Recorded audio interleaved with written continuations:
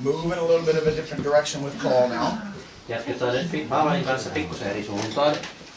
And I want to spend this next session talking about the foundation of Paul's thinking. Ja seuraavassa osiossa aion puhua Paavalin ajattelutavan perustasta. Because when we don't understand the culture and the background of Paul's comments, Kun emme ymmärrä sitä kulttuuria ja taustaa Paavalin kommenteissa, if that is not understood first, jos emme ensin ymmärrä sitä, then what generally happens niin yleensä tapahtuu niin, että is that someone will say to you, joku sanoo teille, but what about what Paul said in this verse? entäs sitten se, mitä Paavali sanoi tuossa yhdessä jakeessa? And then you'll tell him what it means. And you'll tell him what it means. Ja sinä sanot, mitä se tarkoittaa. And then they'll say, but what about this verse? Ja he sanovat, että entä sitten tuo jae? And then you tell them what that means, and they'll say, well, what about this verse? Ja sä sanot, mitä se tarkoittaa, ja sitten ne kysyy, että entäs tuo jae tuolla? And it never ends. Ja se ei ikinä pääty. It never gets solved. Se ei ikinä ratkea. But when they see Paul's background, Mutta kun he näkevät Paavalin taustan, then once you explain one verse, niin silloin kun selität yhden jakeen, the same logic follows all the other but Paul passages. niin se sama logiikka pätee kaikissa muissa näissä mutta kun Paavalin kohdissa. And so we're going to talk about something that is very common among all cultures at that time. Ja aion puhua jostain semmoisesta, mikä on hyvin yleistä kaikissa kulttuureissa, jotka olivat siihen aikaan. Especially the Hebrew culture. Erityisesti hebrealaisissa. The main concept in Hebrew thinking Se pääajatus hebrealaisessa ajattelussa is passing things down from one generation to the next. on asioiden välittäminen sukupolvelta seuraavalle. A very simple thing that many Bible students are not taught. Hyvin yksinkertainen asia, mitä monille Raamatun oppilaille ei opeteta. And so they deal with a little passage over here, and then over here, and then over here. Joten he käsittelevät yhtä Raamatun paikkaa tuolla ja vähän tuolla ja vähän tuolla. And they never see the thought process that connects them all together. Ja he eivät ikinä saa nähdä sitä ajatteluprosessia, joka yhdistää ne kaikki yhteen. And so in the ancient times, Joten muinaisina aikoina, if the father was a farmer, jos isä oli maanviljelijä, his firstborn son was a farmer. hänen esikoispoikansa oli maanviljelijä. And then his firstborn son was a farmer. Ja tämän esikoispoika oli And it goes maanviljelijä. down through the ages. Ja se jatkuu aikojen saatossa. And when you do that, Ja kun näin tapahtuu, then the last generation still has farmers. niin silloin viimeisessäkin sukupolvessa on maanviljelijöitä. And so Paul and Yeshua are going to follow that exact same pattern. Joten Paavali ja Jesua seuraavat myöskin tätä täsmälleen samaa kaavaa. Now in Hebrew we call this halakha. Hebreassa tätä kutsutaan nimellä halacha. Now that's the Hebrew word halakha. Se on siis hebreankielinen sana halacha. It's translated in your Bible as to walk. Se on Raamatussa käännetty, että se on vaeltamista tai kävelemistä. Which in Hebrew means how you live your life. Joka hebreassa tarkoittaa, miten elää elämänsä.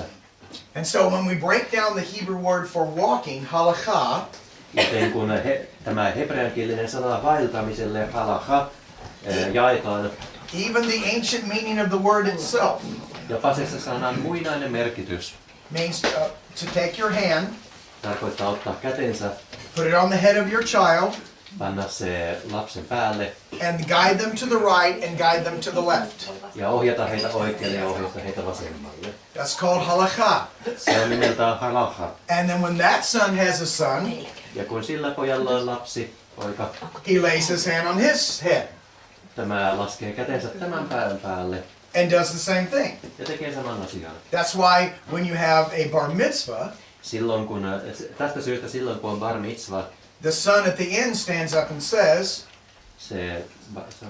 at the end of the bar mitzvah, the son will stand up and say, sen bar mitzvahan lopussa tämä poika nousee ja sanoo, now I will be about my father's business. nyt minä olen sitten isäni tehtävissä.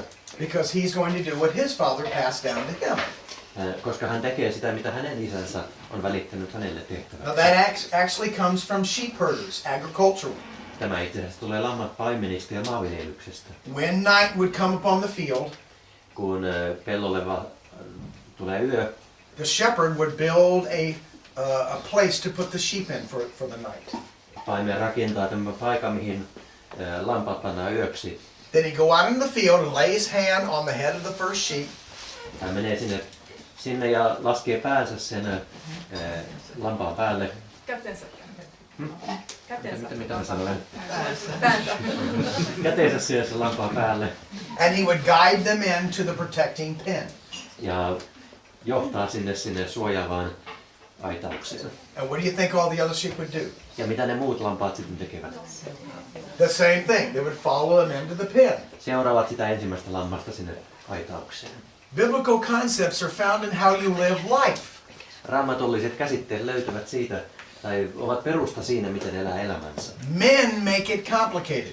Ihmiset tekevät sen monimutkaiseksi. So when the Word of God becomes flesh and dwells among us, Yeshua, Joten kun Jumalan sana, eli Jeshua, tulee lihaksi ja elää meidän keskellämme, he says, I do all things the Father told me to do. hän sanoo, että minä teen kaiken sen, mitä minun isäni käskee minun tehdä. He says, I say all things the Father told me to say. Ja hän sanoo kaiken, mitä minun isäni käskee minun sanoa. He says, my doctrine is not mine, it's what my Father told me.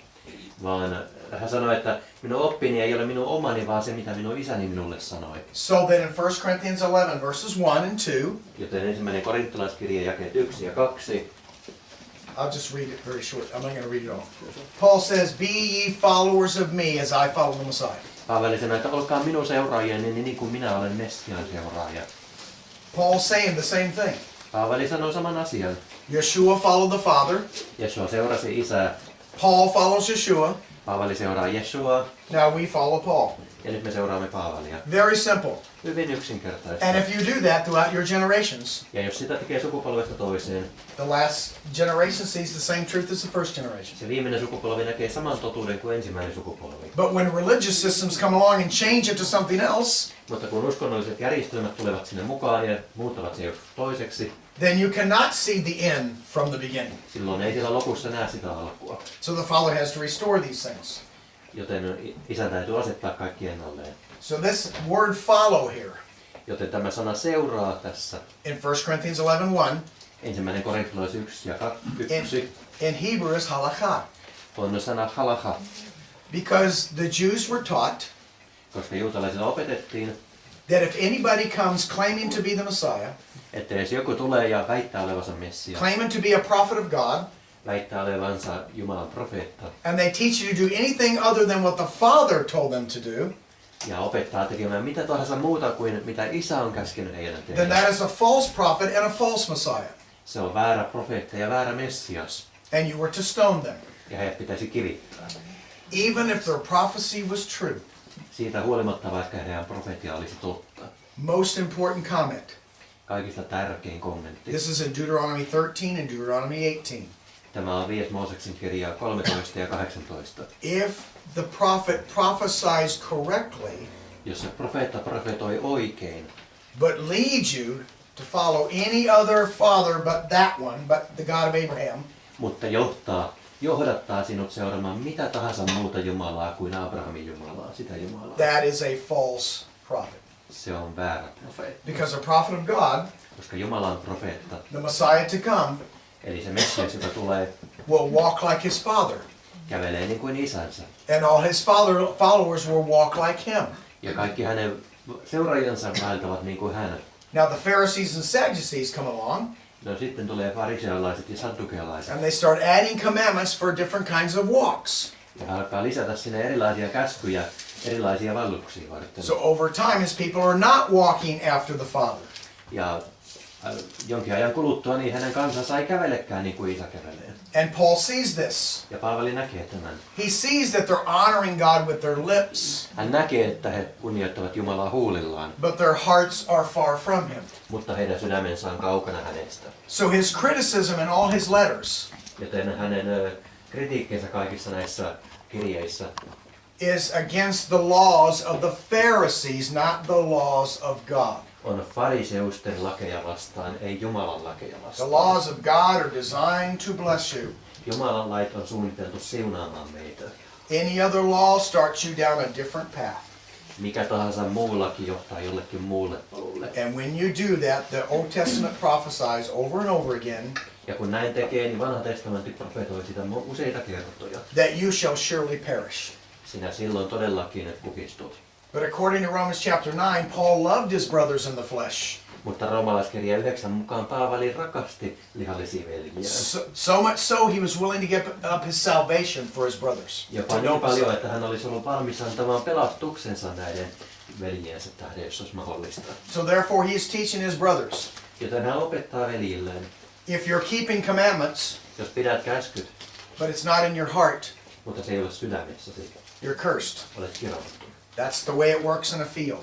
Näin se toimii siellä pellollakin. And that's the way it works in all the things that Paul says in all of his epistles. Ja näin se toimii siellä myöskin kaikessa, mitä Paavali sanoi ja kaikissa hänen kirjeissään. Now, if people can get that simple understanding as their background, Jos ihmiset ymmärtävät tämän yksinkertaisen asian tässä taustana, then they don't have to keep going, but Paul, but Paul, but Paul, but Paul. niin silloin ei tarvitse mennä niin, että muttako Paavali.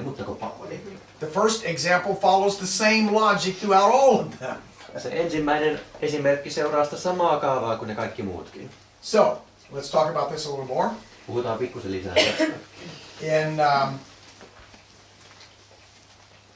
2 Peter chapter 3, Toinen Pietarille luku 3. can you read Tai Pietari. verses 15 and 16?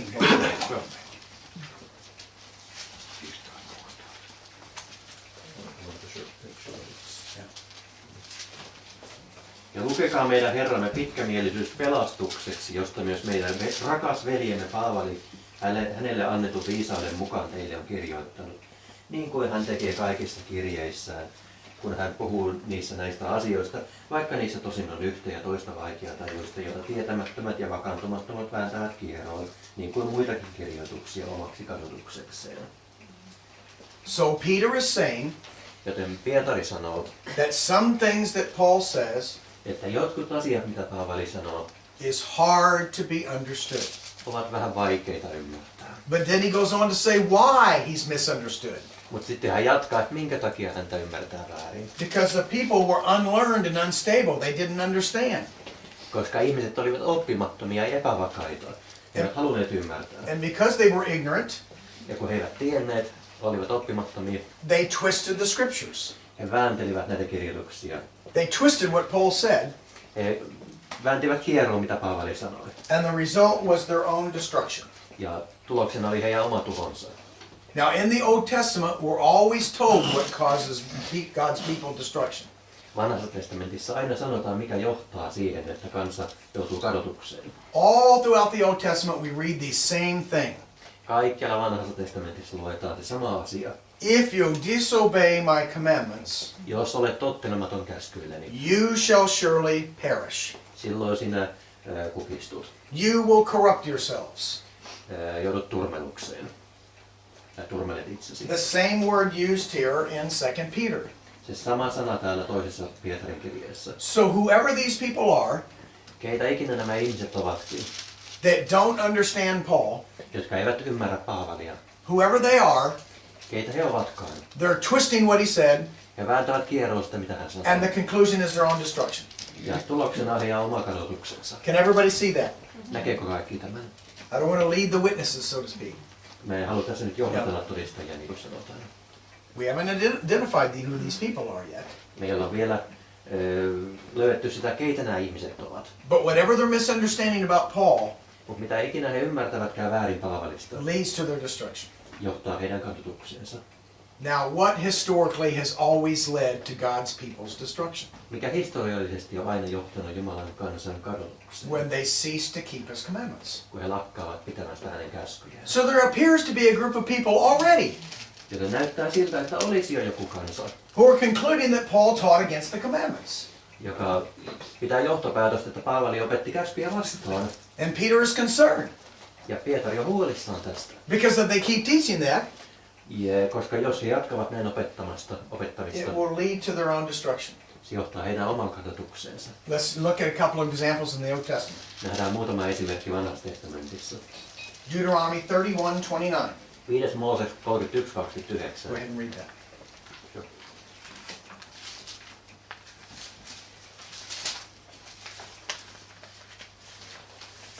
Sillä minä tiedän, että te minun kuoltuani vaellatte kelvottomasti ja poikkeatte siltä tieltä, jota minä käskin teidän vaeltaa. Sen tähden on onnettomuus kohtaava teitä aikojen lopulla, kun te teette sitä, mikä on paha Herran silmissä ja vihoitatte hänet kättenne teloilla. Paul says that, or excuse me, Moses says that after he dies, Mooses siis sanoi, että sen jälkeen kun hän kuolee, he says, you people will utterly corrupt yourselves. te ihmiset todellakin turmelette itsenne. Same word used in 2 Peter. Sama sana, jota on käytetty tässä toisessa Pietarin kirjeessä. How did they corrupt themselves? Miten he turmelevat itsensä? By turning away from everything I commanded you to do.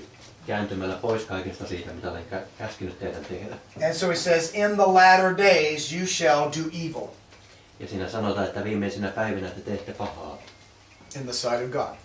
Jumalan silmissä. In the book of Deuteronomy, chapter 30, 5. Mooseksen kirja 30. luku. you don't have to read this. Joo. Here he says, because you turned away from my commandments, you shall surely perish. Siinä sanotaan, että koska te käännytte pois minun käskystäni, niin te joudutte kadotukseen. In Deuteronomy 32, if you turn away from my commandments, you shall surely destroy yourselves. Ja 32. luku, jos käännytte pois minun käskystäni, niin mitä käy? So already in the first century, Joten siis ensimmäisellä vuosisadalla jo we have people who are unlearned and unstable, on ihmisiä, jotka ovat oppimattomia ja epävakaita, who do not understand the foundation of Paul, jotka eivät ymmärrä Paavalin perustaa, concluding that he was teaching to do away with the commandments. jotka päättelevät, että Paavali opetti käskyjen pitämisen lakkaamisen. And if you do that, you shall surely destroy yourselves. Ja jos näin tekee, niin joutuu varmasti kadotukseen. Now let me give you another example. Annan teille vielä yhden esimerkin. Yeshua tells us in the Gospels Jeshua kertoo meille evankeliumissa to take up our cross and follow him. ottaa ristimme ja seurata häntä. Remember, I said, once you see this foundation, Haluan teidän ymmärtävän, että kun te näette tämän perustuksen, that things are passed down from one generation to the next, asia välittyy yhdeltä sukupolvelta seuraavalle, then you'll see it everywhere. niin näette sen joka paikassa, Because the same is true with the creation. koska sama koskee myöskin luomakuntaa. God's reputation is at stake here. Jumalan maine on tässä vaakalaudalla, Because in the beginning, koska ihan alussa God created everything just exactly the way it should be. Jumala loi kaiken niin kuin sen pitäisikin olla. And so it all multiplies after like kind. Joten kaikki lajit tuottavat hedelmää oman lajinsa mukaan. But for some reason, modern day theologians can't even see that. Mutta jostain kumman syystä nykyaikaiset teologit eivät näe edes tätä. Instead, they say things like Paul is teaching something new. Ja sen takia he opettavat jotain semmoista, niin kuin Paavali opettaisi jotain ihan uutta. When Paul is not teaching something new, Kun Paavali ei opeta jotain uutta, he's teaching something true. aina opettaa jotain, mikä on totta. There's a difference between those two things.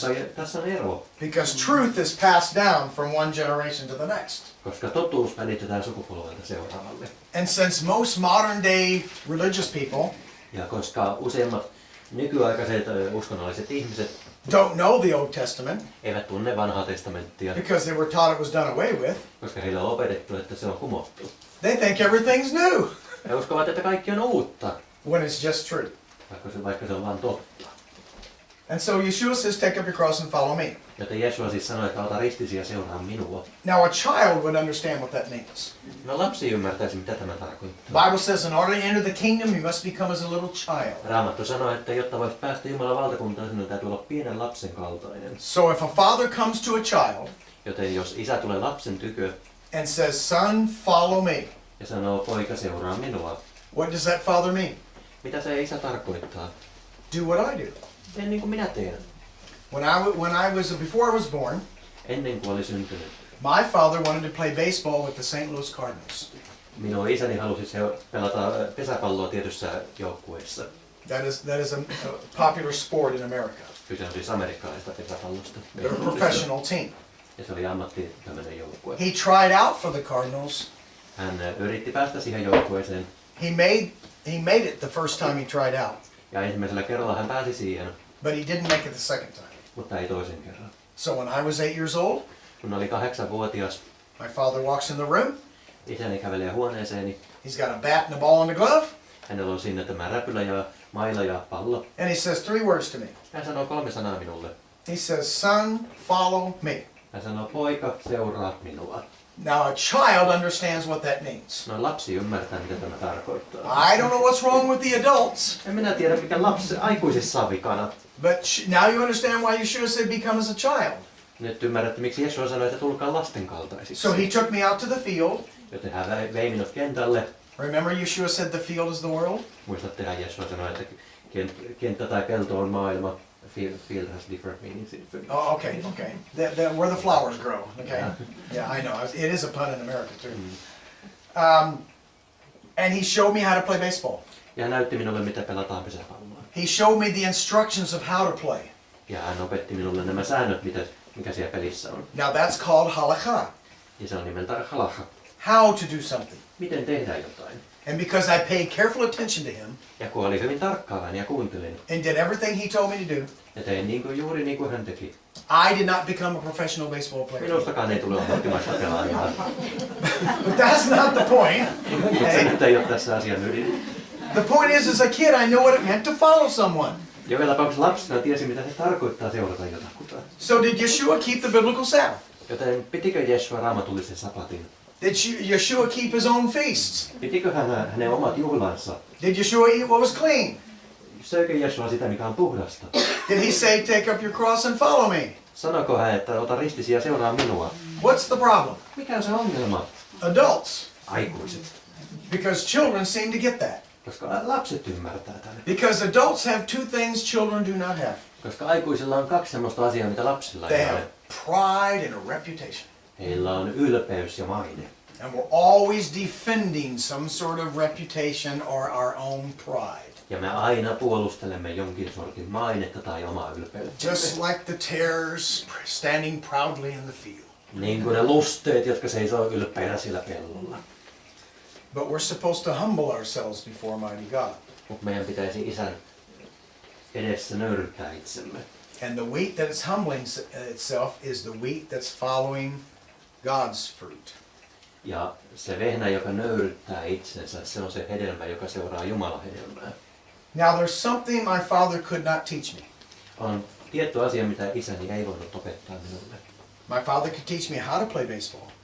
Isäni pystyi opettamaan, miten pelata baseballia. But he could not teach me dedication, passion, and commitment.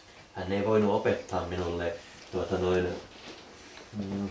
sitoutumista ja intohimoa siihen peliin. A father cannot teach his son those things. Isä ei voi opettaa lapsille semmoisia asioita. Those things have to come from here. Niiden täytyy tulla täältä. And in Hebrew, that's called the agadic view of the Torah. Ja hebraaksi se on niin tämä agadalainen näkemys. That which comes forth from the heart. Se, mikä tulee sydämestä. Because in the field, Koska siellä kentällä tai pellolla the seed comes first, se siemen tulee ensin. then the fruit. Ja sitten hedelmä. If you're trying to produce fruit with no seed, you're cursed. Jos yrität tuottaa hedelmää ilman siementä, niin olet kirattu. The heart is where the seed is sown. Se sydän on siellä, missä se siemen on. And so passion and dedication comes from God and not of man. Ja tämä intohimo ja omistautuminen tulee Jumalasta, ei ihmisistä. It's not of works, but it's only of God. Ei se ole teoista kiinni, vaan se on Jumalasta kiinni. Some places I speak at have dance teams. They dance. Jossain paikoissa, missä puhun, niin siellä on tanssiryhmiä, he tanssivat. And I can walk up to any dance teacher Ja minä voin mennä kenen tahansa tanssiopettajan tykö. and I can say, can you teach us all how to dance? Ja voin kysyä, että voitko opettaa meille kaikille, miten tanssia. And everyone I've seen says yes. Ja jokainen heistä sanoo kyllä. And I said, can you teach us all how to rejoice? Ja seuraavaksi kysyä, että voitko opettaa meille kaikille, miten iloita. Nope. Ei voi. Can't teach you how to rejoice. Ei voi opettaa, miten iloita. Rejoicing comes from here. Iloitseminen tulee täältä. So you see Paul seeing his own brothers in the flesh, Joten näettehän se, kun Paavali näkee nämä omat lihalliset veljensä, trying to keep commandments to enter into the covenant. jotka yrittävät pitää käskyä ja sillä tavalla päästä liittoon. And you can't keep commandments to enter the covenant. Ja ei voi pitää käskyjä päästäkseen liittoon, Because no man keeps them. koska ei kukaan pidä niitä. So the commandments weren't designed to enter the covenant. Ei käskyjä suunniteltu siihen, että niiden avulla päästäisiin liittoon. But he sees his brothers trying to do that. Mutta hän näkee, että veljet yrittävät tehdä sitä. So he knows if they continue to do that, Ja hän tietää se, että kun he jatkavat näin tekevän, they shall surely perish. he siinä kukistuvat. So Paul's focus was on the heart. Joten Paavalin fokus oli tässä sydämessä. If you circumcise yourself in the flesh, Jos ympärileikkaat itsesi lihassa, but you're not circumcised of the heart, mutta sydämesi ei ole ympärileikattu, then you just cut yourself. silloin olet vaan leikannut itseesi. That's all you did. Se on ainoa, mitä siinä on saatu aikaan. So he wasn't teaching that physical circumcision was done away with. Ei hän opettanut siinä, että lihallinen ympärileikkaus ei enää ole voimassa. He's saying get this right first before God. Hän sanoi, että vaan tämä asia kuntoon ensin ennen Jumala edessä. And then we can understand what the commandments mean. Ja sen jälkeen voi ymmärtää, mitä käskyt tarkoittaa. That's why in Acts chapter 15, Sen takia apostolien teot 15, starting in verse 1, jakeessa 1, it states that certain brethren were coming down from Jerusalem sanotaan, että jotkut veljet tulevat Jerusalemista and telling the new Gentile converts ja sanoo näille uusille pakanuudesta kääntyneille, that in order to be saved, että jotta olisitte pelastuneita, they had to believe in this Yeshua täytyy uskoa Jeesuaan and be circumcised. ja tulla ympärileikatuiksi. Wrong. Väärin. There's nothing in the Old Testament that says to enter the covenant you have to be circumcised. Vanhassa testamentissa ei ole mitään, joka sanoisi, että liittoon liittyäksi täytyy olla ympärileikattu. Physical circumcision was the sign of the covenant. Fyysinen ympärileikkaus oli sen liiton merkki. It wasn't the covenant. Se ei ollut se itse liitto. The covenant was Abraham believed God and it was accounted unto him for righteousness. Liitto oli siinä, että Abraham uskoi Jumalaa ja se luettiin hänelle And vanhurskaudeksi. that's why Abraham is our model or our paradigm.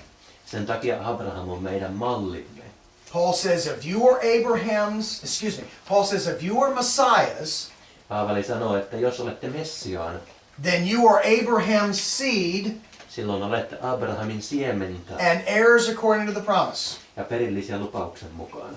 Well, if we're not from Abraham's physical seed, No jos emme ole Abrahamin fyysistä siementä, then how can we be Abraham's seed? miten voimme olla Abrahamin siementä? By grace through faith. Armosta uskon kautta. There's a difference between passing down the seed of man On ero siinä, että välitetään ihmisen siemen and passing down God's seed.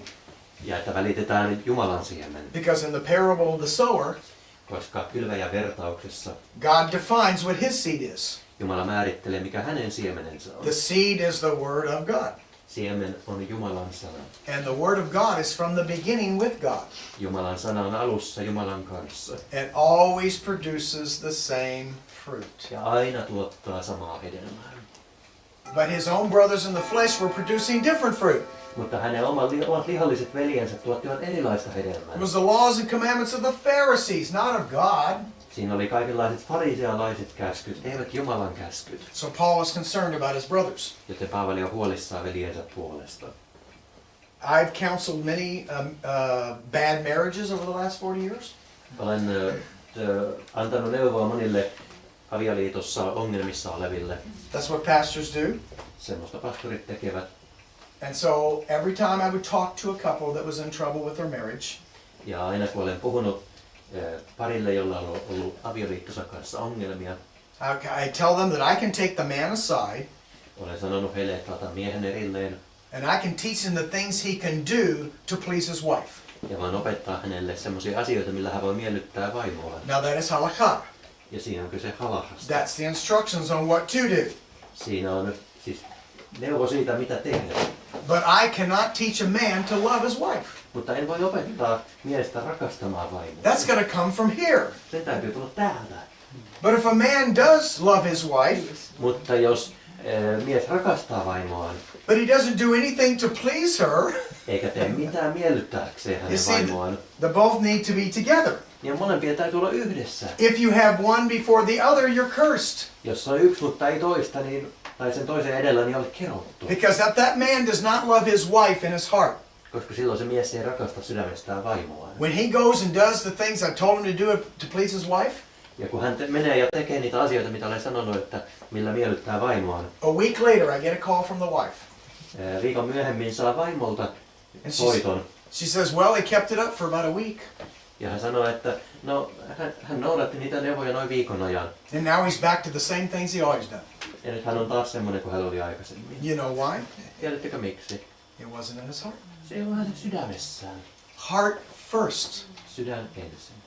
But that's been true from the beginning. Se on ollut alusta lähtien totta. In the book of Jeremiah, it tells you it's not circumcision of the flesh that enters you into the covenant. It's of the heart. Jeremian kirjassa sanotaan, että se ei ole lihan ympärileikkaus, joka vie liittoa, vaan se on sydämen ympärileikkaus. And it's seen in a field, first the seed, then the fruit. Ja se nähdään pellossa, että ensin siemen, sitten hedelmä. And so Yeshua is telling his people to follow him. Joten Jessua kertoo kansalle, että seuraatkaa häntä. Now let's talk about halakha once again. Puhutaan vähän halahasta vielä. It means to lay your hand upon the head of your firstborn son Se tarkoittaa laskea kätensä sen esikoislampaan päälle and guide him into the direction he is to go. ja johdattaa siihen suuntaan, mihin tämä tulee mennä. Now I want to give a few examples Anna muutamia esimerkkejä of the difference between the two.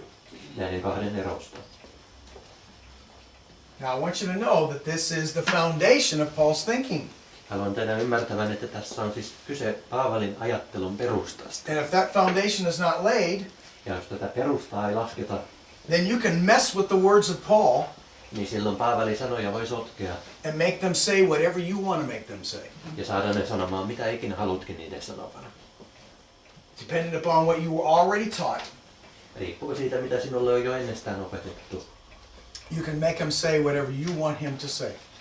Saat hänet sanomaan mitä ikinä haluat hänet But the sanomaan. things that Paul says Mutta ne asiat, mitä Paavali sanoo, are revealed in the creation around us, ilmenevät luomakunnasta ympärillämme, which is always producing after-like kind. joka aina tuottaa itsensä kaltaista hedelmää. And that's why God chose to put the meaning of all words in your Bible Ja sen takia Jumala päätti panna kaikkien Raamatussa olevien sanojen merkityksen in those things, niihin asioihin, because they have no choice but to obey God. koska niillä ei ole valinnan varaa siinä seuraavatko Jumalaa. Only humans are given choice. Vain ihmisille on annettu se And valinnan vara. when we're given the choice, Ja kun meillä annetaan mahdollisuus valita, every time we'll do what we want to do. aina me teemme mitä me haluamme tehdä. And this is what happens to your culture and your world. Ja näin tapahtuu kulttuurissamme maailmassamme. I want to go through very quickly Käyn nyt hyvin nopeasti just a couple of things from a halakhic point of view ihan muutaman asian halakha näkökulmasta, that you see in the world around you jota nähdään ympärillämme maailmassa and that you see in your Bible. ja joka nähdään Raamatussamme. Because this is the background of everything that Paul says. Koska tämä on se tausta kaikille sille, mitä Paavali sanoo. Remember, I already told you that from a halakhic point of view, it's how to walk. Muistattehan, että halakhan näkökulmasta se tarkoittaa, miten vaeltaa kävellä. From a heart point of view, it's how to rejoice. Sydän näkökulmasta se on miten iloita. Walking something you do out here, Käveleminen niin kuin mitä tehdään and rejoicing is something that starts here. ja iloitseminen on semmoista, joka alkaa täältä. But see, it's not one or the other. Mutta kyse ei ole siitä, että on toinen tai The toinen, two are designed to be one. vaan niiden molempien täytyy olla yhdessä, Just like male and female. niin kuin miehen ja naisen. The meaning of the words for male and female in Hebrew are the opposite. Sanojen merkitykset miehille ja naiselle hebreakielessä ovat But they're vastakkaisia. not a whole person until the two are one. Mutta he eivät ole kokonainen ihminen ennen kuin ne on yhdessä. The meaning of the Torah is opposite of the meaning of grace, Tooran merkitys on vastakkainen kuin armon merkitys. but the two are designed to be one whole. Mutta niiden kahden on tarkoitus olla yhdessä ja kokonainen. It's only if you eliminate one or the other are you cursed. Vain silloin, jos toinen tai toinen niistä poistetaan, niin silloin ollaan kirottu. It's not the male or the female. Ei se ole nainen tai mies, It's the male united with the female. vaan se on mies, joka on yhdistynyt naiseen. No, if what I just said is true, Ja se, mitä sanoin, on totta. you will see it everywhere. Näette sen kaikkialla. And so we have the Bible teaching us that God's word is like might and power. Ja Raamattu opettaa meille, että Jumalan sana on niin kuin voima, Like when the Red Sea parted. niin kuin kun Punainen meri jakautui. That was God's word at work in power and might. Ja se oli Jumalan sana, joka toimi niin kuin voimassa. But God's word is also grace and love. Mutta Jumalan sana on myöskin armo ja rakkaus. rakkaus. So it's not choose the might and the power or choose the grace and the love. Joten ei ole kyse siitä, että pitäisi valita se voima tai pitäisi valita armo ja rakkaus. Both of them are true. They're Molemmat from on the totta. same God. Molemmat on totta. Ne on Jumalan eri näkökulmia. How about the letter of the Torah and the spirit of the Torah? Mites sitten lain kirjain vastaan lain henki? This is one of the passages that people are going to say, but Paul. Tämä on yksi niitä kohtia, missä ihmiset sanoo, että mutta kun Paavali. In 2 Corinthians chapter 3, Toinen korintolaiskirjeen luku 3. Paul talks about the letter of the law and the spirit of the law. Paavali puhuu lain kirjaimesta ja lain hengestä. Now here's how modern theologians interpret that. Tällä tavalla nykyaikaiset teologit sen tulkitsevat. The letter of the law is the Old Testament, Lain kirjain on vanha testamentti and the spirit of the law is the New Testament. ja lain henki on uusi testamentti. The letter of the law is keeping commandments, Lain kirjain on käskyjen pitäminen and the spirit of the law is not keeping commandments. ja lain henki on käskyjen pitämättä jättäminen. Now if you're a child, Ja jos olet lapsi, would that make a bit of sense? onko siinä mitään järkeä? That doing something in the spirit of the law means doing nothing. Että jonkin tekeminen hengessä tarkoittaa, että ei tehdä mitään. Now those are Hebrew expressions. Nämä on hebrealaisia ilmaisuja.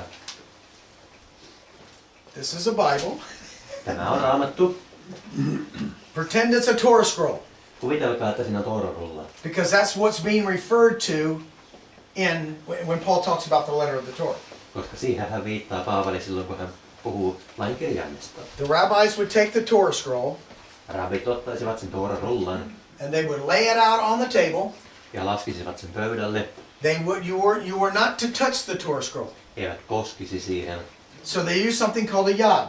Ja käyttää semmoista, minkä nimi on yad. This is not a yad. Tämä ei ole yad. I'm only pretending it's a yad. Minä vain nyt leikin, että tämä on yad. And they would point to the black letters on the white scroll, Ja osoittaisivat sillä niitä mustia kirjaimia siinä valkoisella and rullalla. with their lips they would read that. Ja huulillaan he lukisivat ne sanat. Okay? Ymmärrätte? And those black letters on that white page Ja ne mustat kirjaimet sillä valkoisella sivulla, was called the letter of the Torah. niitä kutsutaan lain kirjaimiksi. Now, when there was life in the words, Silloin kun sanoissa oli elämä, when there was a relationship with the author of the Torah, kun oli suhde siihen, jonka käsialaa se Toora on. which means now they were doing them and they were living in them, Eli toisin sanoen, kun he tekivät ja elivät sitä, that was called the spirit of the Torah. se on Tooran, tai lain henki, tai Tooran henki. So the spirit of the Torah is from the beginning. Joten se Tooran henki on sieltä heti alusta. If they're just words and commandments with no life in them, Jos ne ovat vain sanoja ja käskyjä ilman elämää niissä, it's called the letter of the Torah. silloin se on Tooran kirja. But when the Torah is living with life in it, Mutta silloin kun se Toora elää ja siinä on elämä, it's called the spirit of the Torah. se on Tooran henki. So Yeshua says to his own people in the flesh, Joten Jeshua sanoo omille veljille lihassa, you are honoring me with your lips, te kunnioitatte minua huulillanne. reading the Torah scroll, Eli te luette Tooran rullaa, but there's no life in you. mutta siinä ei ole tai teissä ei ole elämää. He said, how does he know that? Because your hearts are far from me. Ja mistä sen tietää siitä, että heidän sydämensä ovat kaukana minusta. And so the spirit of the Torah doesn't mean not keeping commandments. Joten lain henki ei tarkoita sitä, että ei pidetä käskyjä. That is beyond ignorance. Se on vieläkin typerämpää kuin It tietämättömyys. means there's life in it. Se tarkoittaa, että siinä on elämää. Now I want to give you another example. Annan teille vieläkin yhden esimerkin. When I was about 8 to 10 years old, Kun olin noin 8 tai 10-vuotias, my mother forced me to take piano lessons äitini pakotti minua ottamaan pianotunteja. from a little old blue-haired lady. Semmoiselta pieneltä sinitukkaiselta naiselta. Now there wasn't anything wrong with the little old lady, Ei siinä naisessa ole mitään vikaa, but I hated going to piano lessons. mutta minä vihasin niitä pianotunteja. It was boring. Ne oli tylsiä. When I was that age, the Beatles and the Rolling Stones were popular. Niihin aikoihin nämä Beatlesit ja Rolling Stone oli suosittuja. I wanted to play the Beatles. Minä halusin soittaa heidän laulujaan. She wanted me to play Bach and Beethoven. Mä halusin, että minä soitan Bachia ja Beethovenia. And so every week Joten joka viikko I would come to piano lessons minä tulisin pianotunneille. and I would sit down at the piano Ja minä istuisin pianon ääreen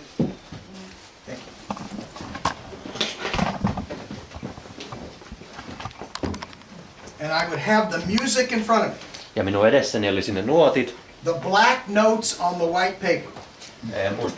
Mustat nuotit valkoisella paperilla. And here's what I sounded like. Ja tältä se vähän kuulosti.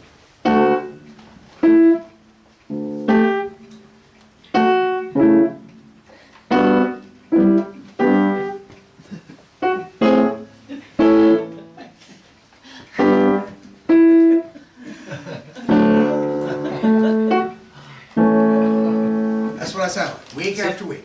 Siltä se kuulosti viikko toisessa perään. I'm just reading.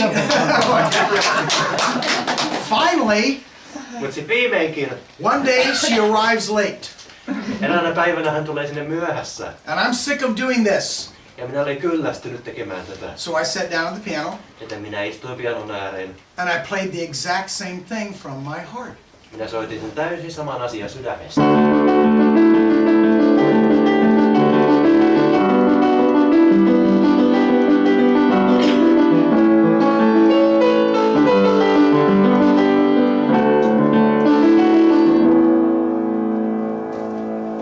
Okay, now, No niin. The point is, it was the same thing, Asian ydin on siinä, että se oli täysin sama asia. but I was playing it from here. Mutta minä tein sen sydämestäni. Because after I went through the schoolmaster or the instructions, Kun menin näiden ohjeiden mukaan, she was my schoolmaster. hän Oh, oli, that's what it says in Galatians. I don't know. She was my teacher hän oli minun opettajani, in the book of Galatians. niin kuin Galatalaiskirjassa sanotaan. She taught me those black notes on that paper. Hän opetti minulle näitä mustia nuotteja sillä paperilla. And once I had them in my heart, Ja sitten kun ne olivat sydämessäni, a few years later I started teaching piano lessons myself. muutamia vuosia myöhemmin aloin itse opettaa pianotunteja. And I taught them. Ja opetin heille. And when they got it in their heart, Ja kun he saivat sen omaan sydämeensä, now they're passed on ja to the next generation. ne ovat sitten välittäneet sitä edelleen seuraaville sukupolville. So the teaching wasn't done away with, Joten ei se opetus muuttunut merkityksettömäksi, it was in my heart now. vaan se oli nyt sydämessäni. And so therefore, Joten Paul knew that. Paavali tiesi tämän. And so he knew his brothers had forsaken him in their heart. Hän tiesi, että hänen veljensä olivat hyljänneet hänen sydämessään. Watch out for the bees. It's on you now. Just be aware that there's a bee flying.